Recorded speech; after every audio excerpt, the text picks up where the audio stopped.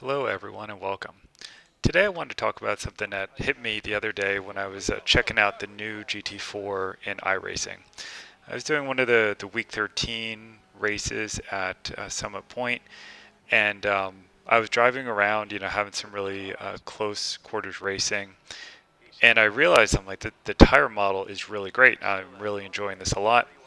And I also noticed the new damage model was great as well. There were several cases where there was some door-to-door contact between cars, and the car wasn't completely trashed. That combined with the tire model meant for some super fun off-track situations, and I was like, this is really great. I'm enjoying this a lot, and I was totally thrilled, and I was looking forward to checking out the new tire model on the other cars, including like the GTEs and GT3s. And then I kept driving, and something hit me. I was like, wait a second, why is this okay? Why is it okay that in 2020 I'm like super happy to finally have a good tire model and damage model? And I started thinking for a minute, and I was like, well, it's probably because someone told me I should be happy about this because I didn't have it before. And I started to get unhappy. And then, I spent some time thinking a bit more and realized, this isn't about good or bad, happy or not. It really comes down to, I think, different philosophies about product development. So I want to kind of talk about that a bit. And really, my goal here isn't to say one is right or wrong, good or bad, but to just kind of outline what I've seen in a couple different games and, get your thoughts on it. Because I think they each have, their pros and cons. So jumping right in, if I look at a product like, and I'll pause and say, you know, this is based on my own observations and about each of these games and my own reading about how they've approached features, etc. I'm by no means an expert and don't have access to how they actually think through their product development. So take it with a grain of salt. So if we jump right in and look at a product like iRacing, and if you read what they say on their blogs and in their releases, they're super meticulous about every feature that they put out there. So they try to get it as perfect as possible before they release it. And they'll put some features out in beta, but they've been under development for a long time. And while they don't always come out perfect, I think in their minds they're really good. They want to release a feature that is done. And a couple examples of this recently that I can think of are the day-night cycles came out. We have the new tire model, we have the damage model, etc. And the AI is coming out as well, which I haven't spent a whole lot of time with, but so far it's looked good to me, and the reviews on it are pretty good. Now, if we talk about the day-night cycle, you can be damn sure that when you are driving along and you look at the sun in the sky, and it's like May 20th at 3:51 p.m. at Spa, that sun is in precisely the right place because they thought through every little detail and they tested every little detail, and it's darn perfect. And they've thought about that level of depth in the tire model, going as far as taking tires apart, understanding their inner workings, etc. And that even extends in how they think about the layering of the track, how it dries, how temperatures propagate through the track surface, etc. And so, we have all these features. Now, arguably, they are very complete. I think some may debate that, but that is what they would claim. But we're still in 2020 missing a whole bunch of features. And so one that comes to mind is, rain. There isn't any. And that's a common feature in many other games currently. And now, switching gears a bit, another title I spent a whole lot of time with recently is ACC. And if you look, it's been out for about a year. And a year ago, it really wasn't that good. That was like, it was a good beta release, but it was called V1. But they have, constantly, been adding features to it, responding to the community. And again, arguably, it's a pretty solid title now. It's getting good press, and I enjoy it a lot.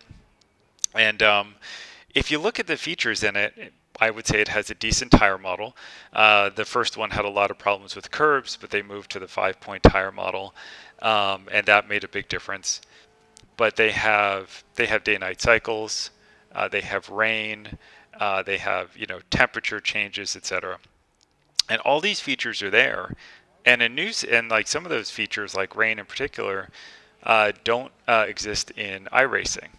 Now, so if we step back and ask, is the tire model perfect? I really have no idea. I just drive it. It feels good. Um, when you're driving around and is the sun in the right perfect place in the sky and the clouds, I don't know, moving the exact right way for 2 miles per hour wind? I have no freaking idea.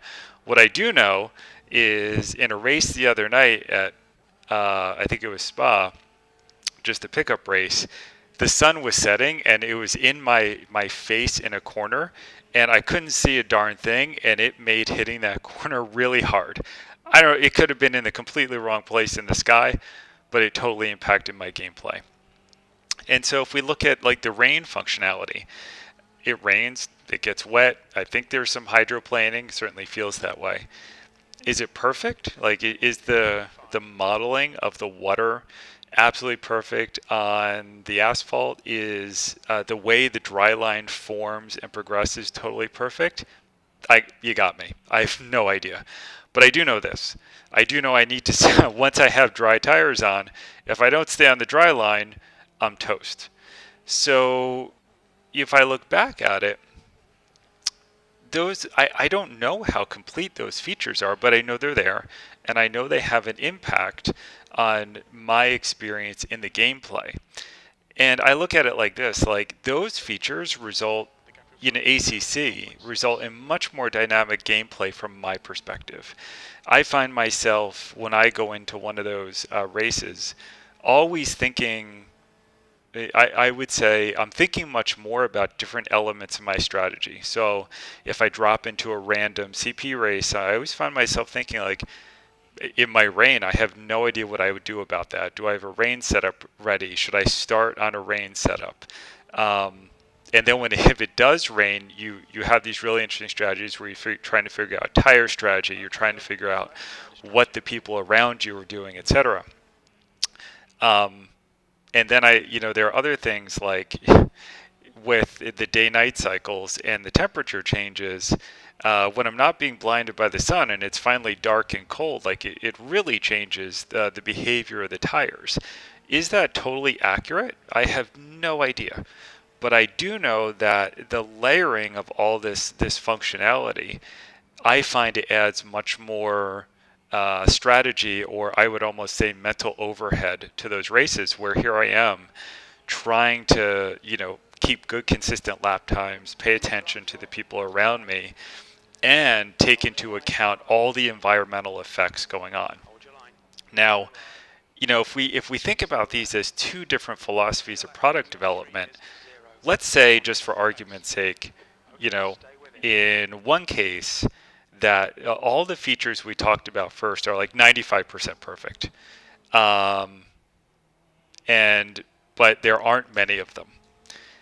And so let's say in another case, the features are like 90% perfect, but there are more features.